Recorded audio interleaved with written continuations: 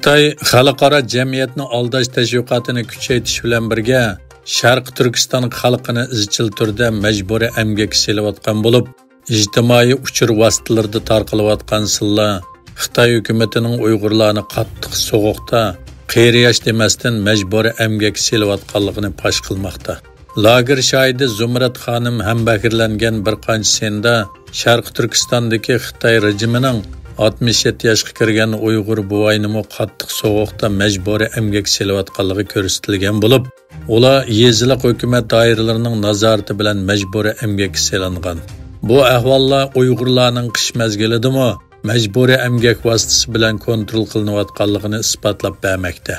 Yana bir sindimi yashanganlarning atalmish yezikentdagi yo'l va o'yla aramlarni ratlash nomida izchil turda majburiy emgak selanayotganligi, har kuni keshligi turli yig'inlarga majburiy qatnashayotganligi ko'rsatilgan.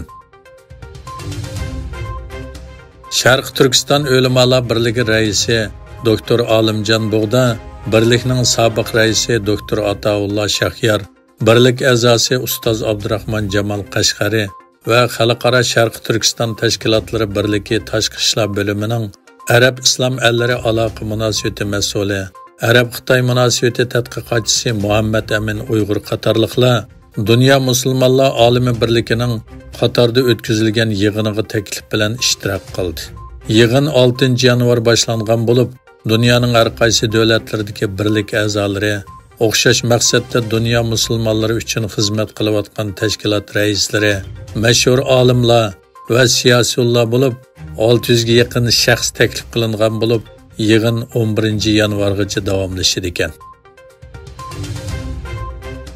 Turkiya parlamentidagi 3-cho'ng partiya bo'lgan Millatchi harakat partiyasining muavin raisi va parlament a'zosi Yashar Yildirim apandi 600 nafar parlament a'zosi qatnashgan umumiy yig'inda so'z qilib, musulmonlarning masalasining faqatla Falastin masalasi emasligini, Uyg'urlarga ko'ngil bo'lish kerakligini, Uyg'urlarning oxiri bir kun cho'qim mustaqillikka erishadiganligini ta'kidladi. Yashar Yildirim apandi mundaq dedi: Ummatning masalasi faqatla G'azzadimi? Zulmga uchrayotgan musulmonlar faqatla G'azzadimi? Undaq emas. Bizning sharq tarafimizdami bor. 5000 kilometr uzoqlikda Sharq Turkiston bor. Uyg'urlar bor. Yashar Yildirim apandi Uyg'urlarning cho'qim erkinlikka erishadiganligini ta'kidlab mundaq dedi: Uyg'urlarni, Sharq Turkistonliklarni, ummatning eng bechoralarini biz unutmadik. Biz ularni unutmaymiz va unutmaymiz. Unutsak Allah bizni cezalasin. Ular bizning qarindishimiz, irqdishimiz va musulmonlarning eng bechorasidir. Xudo xolisa Sovet ittifoqi qandoq tarqalib, asr turkiy xalqlar mustaqil bo'lgan bo'lsa, kelgusida Uyg'urlarmi Xitoy zulmidan qutulib, erkinlikka erishadi. Allah xolisa bu cho'qim amalga oshadi. Atalmish bir balvoq bir yo'l savdo plani doirasida Xitoy hukumati strategik muhim Sharq Turkistondan nurg'un Osiyo, temir yo'l va tashil yasash orqali har xil tabiiy boyliqlarni bulang-talang qilmoqda. Xitoy Sharq Turkistondagi irqiy qirg'inchilik va majburiy emgak sababidan nurg'un davlatlarning jazosiga duch kelgan bo'lsa-mu, 2023-yili Sharq Turkistondan Yevropa davlatlariga eksport sonliq ma'lumotlari rekord yaratgan. 2023-yili Sharq Turkistondan Yevropa davlatlariga eksport sonliq ma'lumotlari rekord yaratgan.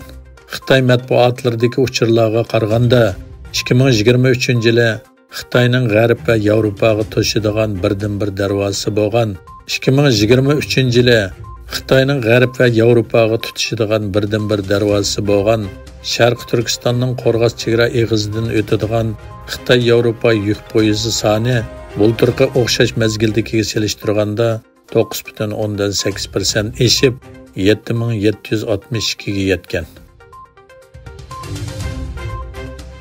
Egilinishcha, Birlashgan Davlatlar Tashkiloti sobiq Avom palatasining boshlig'i Nancy Pelosining 2022-yili Xitoy bilan bo'lgan iyilik huquq talash tortishi bo'lgan Tayvan ziyorati sababidan buzilib qolgan Amerika bilan Xitoy o'rtasidagi harbiy suhbat qaytadan boshlangan.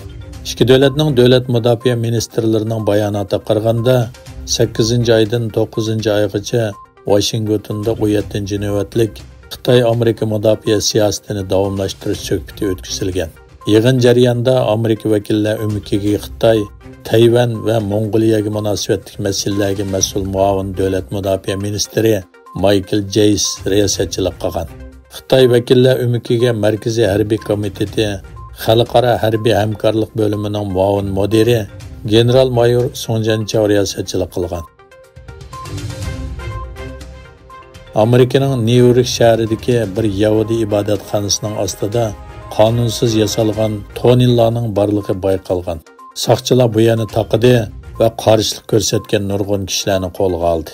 Ma'lum bo'lishicha, bu jarayonda saqchilarga qarshilik ko'rsatgan va toneldan qochishga uringan kishilar, jumladan ibodatxonada o'qiyotgan o'quvchilarga qo'lga olingan. Ijtimoiy taratqularda tarqalgan rasmlarda qiyo'lingan bir qism bo'laklardagi maynat va ko'ni bolalar kartonlari kishilarning diqqatini qo'zg'adi.